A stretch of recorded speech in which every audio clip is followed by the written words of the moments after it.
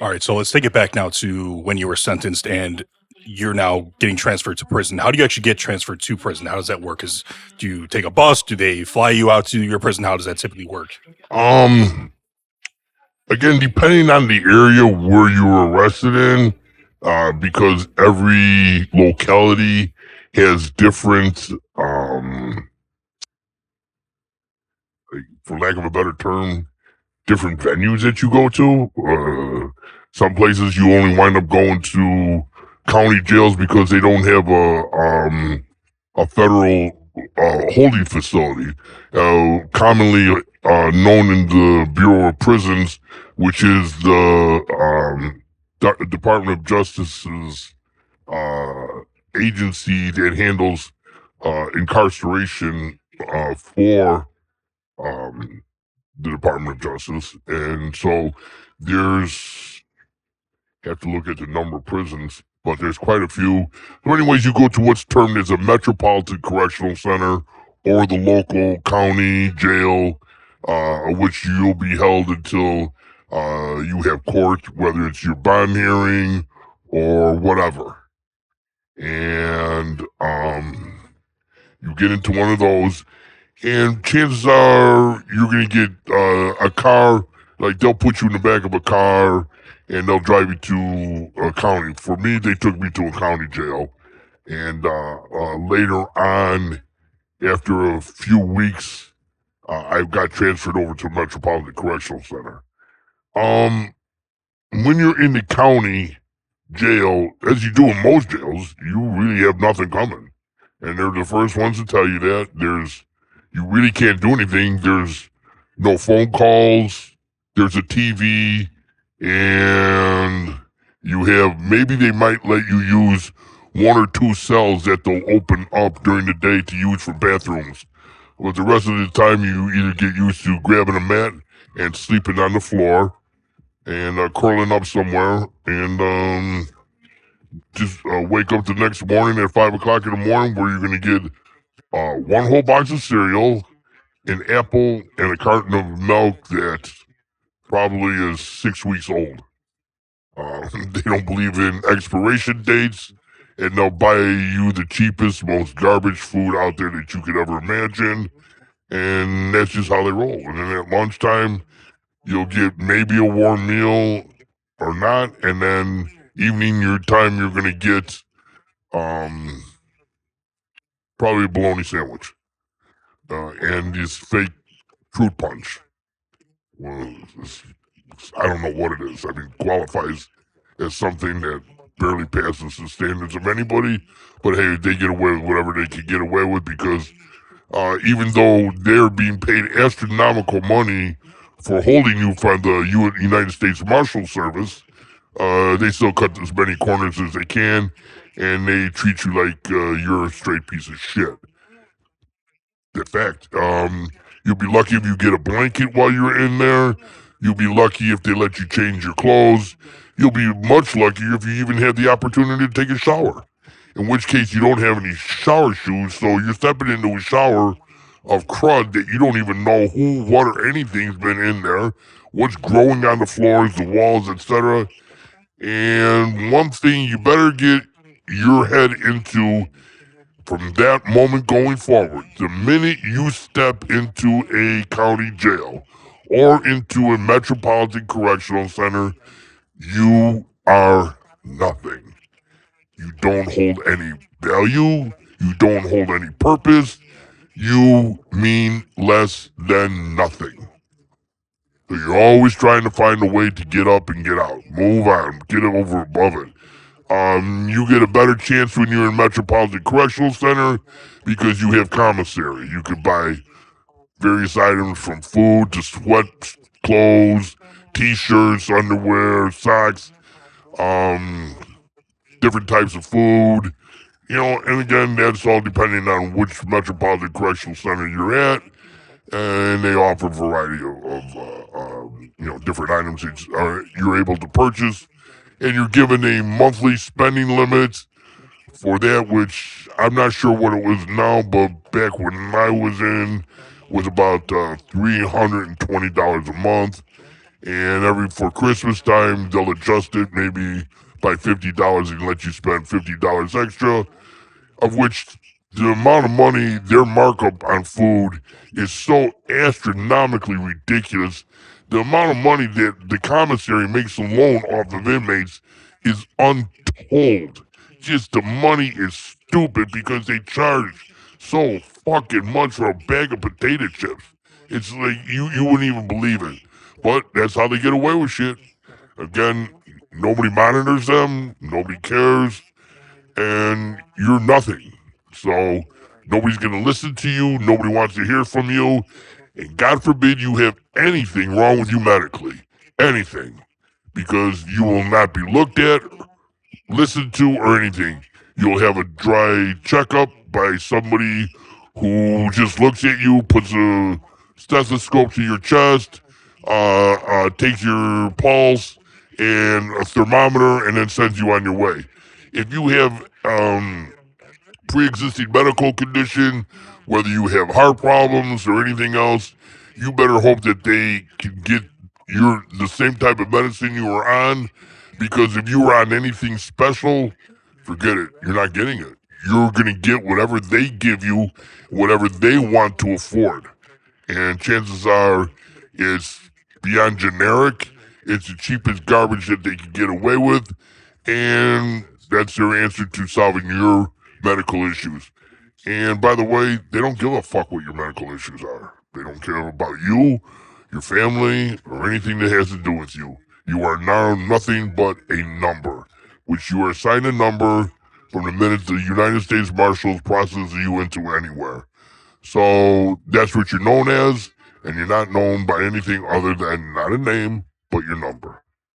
That's the remaining time you are in prison. You are a number. Period.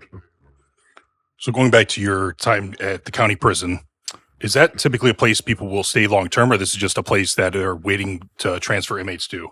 It all depends again. If the current, let's say, if the current place is Atlanta and their metropolitan correctional center is overfilled and they have no more space, then you're going to go to the local county jail where you're going to wind up sitting for an indefinite period of time. They do it all over. It's an unfortunate situation, but there's no like you'll have X number of days here, and then you'll go back to the metropolitan, the MCC, or anything like that. It's all based upon space, where they can put you, where they want to put you. If they don't like you, they'll just leave you in the county forever, and fuck you. And the only time that they'll actually come and get you is if you have to be in court as per a judge's order. And sometimes that always doesn't work that way. But again, it's a whole other topic for a whole other day. Yeah, definitely. And someone from the, has never experienced this from the outside world, it really sounds like county prison is a hellhole, living hell that you have to experience in order to get to the Metro Correctional Center. So basically from your journey from the county prison, you then get transferred to the Metro Correctional Center. What state was that in? Florida. Okay. And you said they took you by van over to the facility? Yes. Okay. So there was, the whole lot of us got taken by a van, and then we got taken to the local county jail, and we sat there until the following morning when we had bond court. Okay, so after bond court and you're actually getting ready to be introduced to prison, what's the first thing that happens when you pull up in the van and you get out? What's the first thing that actually happens? For bond hearing or? For when you're actually getting transferred to the Metro Correctional Center. Okay, so they shackle you up. You will wear leg irons, and you will have your hands in front of you shackled with a belly chain, and that's how you'll move everywhere. You have to do a shuffle step because there's only a small amount of play that you have with the leg irons. So you're not going to you can't run in them. All you could do is trip and fall on your face in them. Wow. So what's the reason for all of that? Because if I understand, you're already behind fences, you're behind barbed wire. Why are they giving you additional shackles and things to? Well, that's just for transportation purposes. That's to get you, once you get to the MCC, then all that's all taken off of you. They think in case you're gonna leave or try and run away that it's easy for them to catch you. Okay. Okay, so you're removed from the vehicle. They have you in shackles. You're pretty much, like you said, sidestepping over to where you need to go. Is this when you're giving your prison number and actually getting processed? How does that part actually work in getting introduced to prison? Okay, so you going through R&D, receiving and discharge, and you're going into that area. You're going to be fingerprinted again. That's where your number that the marshals have given you, but you're unaware of until you get to the MCC. Then the MCC will give you that number, and this is how you get all your correspondence. This is how you will open up an account in your name with your number. So like if you want to get money sent to you from your family to be able to go to the commissary, then you could rely on that, and they'll send you the money and everything. For the phones, you have to pay for the phone calls. Everything you do costs money in there. Everything. It doesn't make a difference. And there's, again, another topic for another day, but there's various forms of currency. When you want to go, maybe live a little bit better than usual. Okay, so you're now inside of a place you've never been before. You've never been inside of a metro correctional center. You're now in real prison. What is the first thing that happens that goes to your mind once you're actually introduced to this place? There's a lot of people there. I'm sure a lot of scary people, a lot of scary thoughts. You're probably by yourself. There's not a lot of information. Like you mentioned, you don't have your family anymore. There's no one really for you to talk to. I'm not sure if you can even speak to your attorney, but what's going on and how are you actually adapting to things and what actually happens from the foot Wow. you step in there? There's just so much going on in you psychologically and emotionally that if you don't get a grip on yourself, you're going to wind up losing it. And you're going to lose it hard. And I've seen it happen to more than a few guys because they just can't deal with the what they've gotten themselves into. And again, I hate to keep on being repetitive, but you got yourself into your own position, and now you can't deal with it. And I think more or less along the lines, you have to fight your own ego and learn to let your ego go and learn to walk away from it because your ego isn't going to save you in there. And unless you know how to get along with other people, and trust me, the last thing anybody wants to do is get into prison to find a friend. Because if you think you're going to find a friend in prison, you have mental issues. That is not going to happen because nobody's there to be your friend. Everybody's there to try to figure out a way to get over on you because they've been there for a minute. They know what's going to happen. They've already gone through what you're currently going through. So now they're going to use their experiences they have against you. And then you have to learn the protocols. Like you have to learn, like there are certain TV areas or certain TVs that are for the blacks. Then there's certain TVs for the Spanish. Then there's certain TVs for the whites. And everybody gets their own little thing. And sorry to be naive, but why is that? Because when I went to school, everybody sat together. There was no segregation. Why is it in prison that people are separated from each other? What is the actual reason for that, and why does that happen? It's just one of those things. Like every prison I've ever been at, it's always segregated.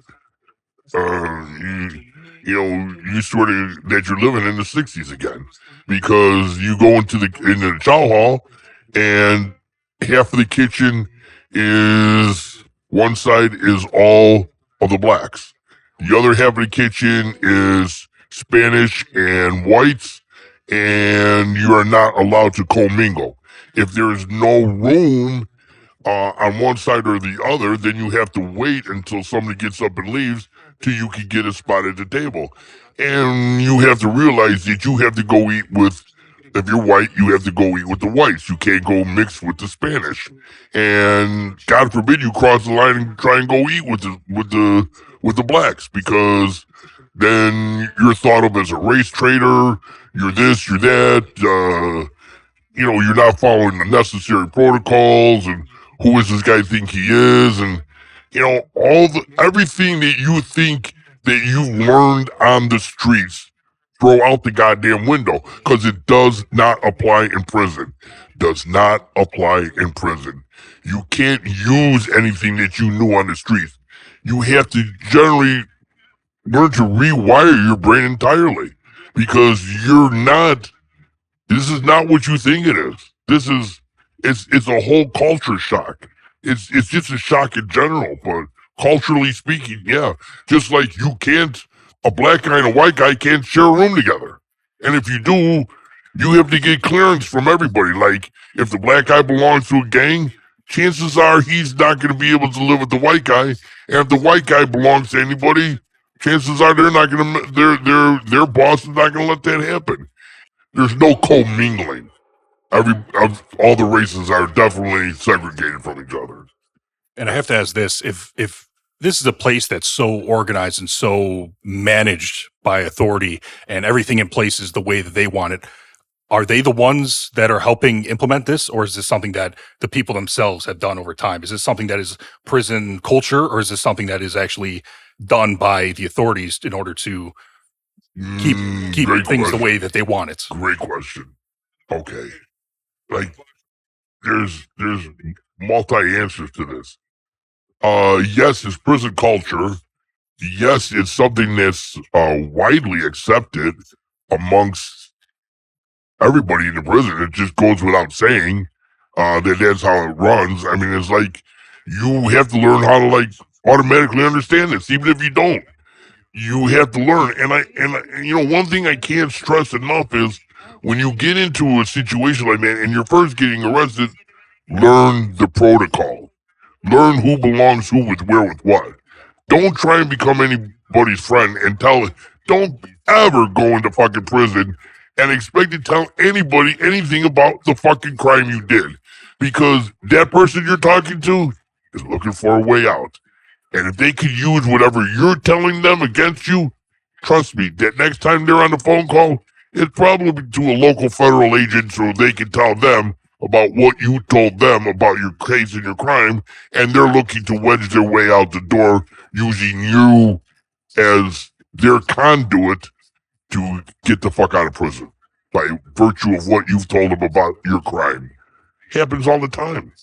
Happens all the fucking time. People want to get in there and be either, boisterous and, oh yeah, I did this and I did that, and they didn't know this and they didn't know that, and well, thank you. They didn't before, they do now. Because that guy you're talking to, all you know is either a federal agent or there's a good chance that he works for federal agencies and he's there for only the reasons to snitch on people. Period. To find out information. Because that's how they exist. So it really sounds like your message is trust no one, because you don't know who is doing what and what their intentions are, and nobody, like you said, really has your best interests. Oh, if you trust anybody in prison, you're as dumb as a stump. You really are, because that's the last place in the world you want to learn to trust somebody. Anybody. No, you can't trust people. There's only a few hardcore people that you could really entertain, because I'm sorry, when you see the collapse of the mafia, where you have the bosses now who are cooperating, what are you going to do? Who else? If the bosses cooperate, isn't it sending a signal to everybody else in the family that it's okay? Because, well, if Dominic did it, then it must be fine. It must be okay to do, because, well, he's the boss, and if it worked for him, so why shouldn't it work for everybody else? Having a friend in there is again, I can't stress enough, especially pre-trial, is not the thing to do. It just really isn't. There's no benefit to it. There's no upside, no upswing to it. It's all downhill. I want to say this, being in prison is very difficult. It's hard because it's a whole nother way of existence that is just so difficult, and it's hard to explain, and I'll get into that eventually, but it's not for the average person.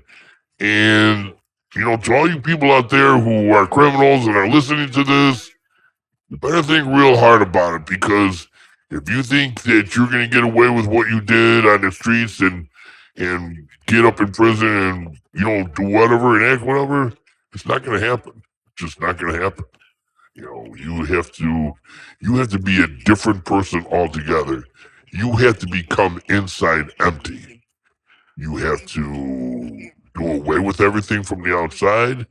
You have to pretend that none of that exists and just move on. And even though you detest every day, you still have to do it. Come to acceptance, come to terms with it. Yeah, I did. And like I said, I just wish my family could have, but that's not possible. And I think out of the ones who felt it the hardest, I would have to say is most people's families feel it the hardest, because that's a huge void in their life, and it's not something that's easily dealt with at any level. So I was to say that's something extremely hard for, I would think, for any family to process, because it's like losing a family member, even though they're not passing away or, leaving this life, leaving this world. It's something they're removed from you. They're not there anymore. They can't be there for you. Like you mentioned here, there's things going on in the real world outside that you can never be a part of and you're missing out on. So it's one of those things that really, because of where you are and where you're going, you're just a whole big part of your life is being taken away. And you have to really, I'm assuming, step back and really be in your own mind and really try and do what you can to be a part of that life. But I don't think there's any way you can prepare a family for losing someone like that. yeah, no, there isn't. There really isn't, unless you've done time for that. But if you've never done time and you've never been exposed to that, there's no level of preparation you could do mentally that will adequately prepare you for what's going to happen, or what is the next step in your life or where you're going. You can't prepare yourself mentally for that. I mean, it's impossible, because it's not something that you could wrap your head around in a million years. I can sit here and go, tell stories until I'm blue in the face, and everybody can sit there and listen to in awe and stuff. But at the end of the day, you can't, until the old adage, until you walked a mile in my shoes, don't judge me. And until you walked a mile in my shoes and know what prison's all about, no, you can't. I've heard people say, well, you really didn't do anything. Like your days could have been that hard.